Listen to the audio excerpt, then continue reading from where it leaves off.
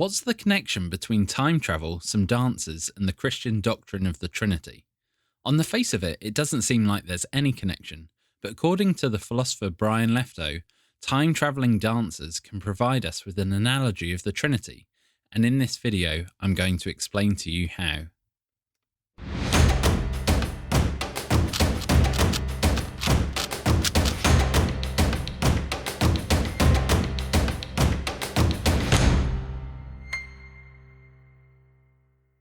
Christians believe in a Trinitarian God.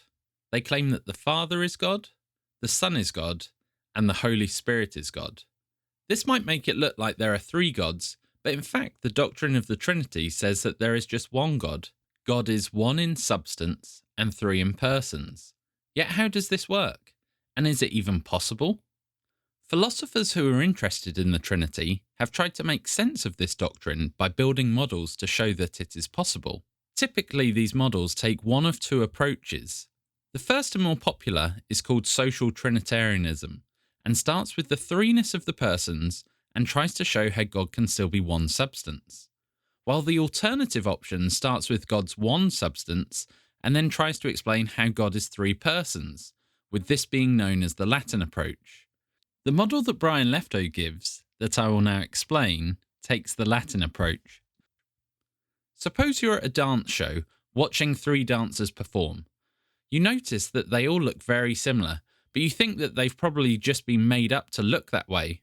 After all, you think they can't be the same person as they all came on stage together, each from different locations, and when they finished dancing, they all left the stage in different directions. So they at least seem to be different dancers. But appearances can be deceiving. Here is the true story. All the dancers, apart from one, Jim, called in sick that morning. So Jim came to work with a time machine his nephew had put together for the school science fair. Jim ran on stage to his position at the left of the stage and danced his way through the routine, and then ran off. He then changed his clothes and donned a wig in order to take on the persona of his ill colleague, and then stepped into his nephew's time machine to emerge a few moments into the past just before the dance performance started.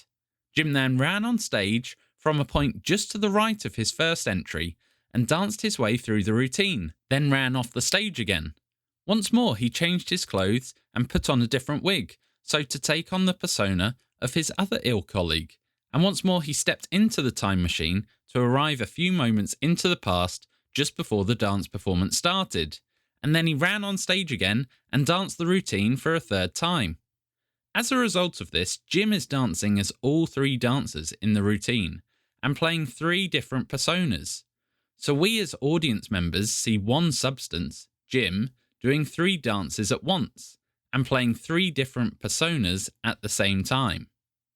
Perhaps then the Trinity is analogous to this story. Just as Jim is one human substance who appears to us as three persons at the same time, perhaps God, the one substance, has three discrete streams of life at any point in our lives, with each stream being the life of a person. The difference here between God and the story about Jim is that God has no need of a time machine, and so his life naturally runs in three discrete streams at once. In one stream, God lives the Father's life, in one the Son's, and in the other the Spirit's. The events of each life stream add up to the life of a person, and the lives of the persons add up to the life that God lives as the three persons. Given this, it seems we can make sense of the claim that there is one substance, God, and three persons, and so the odd arithmetic does make sense. But perhaps you think, actually no, the analogy doesn't show that there can be one substance, who is three different persons. Jim is the same substance and the same person in each case. He's just pretending to be other persons. But that's not what the Trinity is meant to be like. One reply to this type of worry would be to say that we should remember that this story is only meant as an analogy, and analogies are never perfect. So whilst it might capture some aspects of the Trinity, it won't capture everything. The other way to respond might be by changing Leftow's analogy a little. This time, imagine that instead of Jim going back in time, it's a Lego robot. Once the robot has gone back in time, just as Jim did, the bricks it is made up of, the robot's substance, are rearranged into a different Lego robot.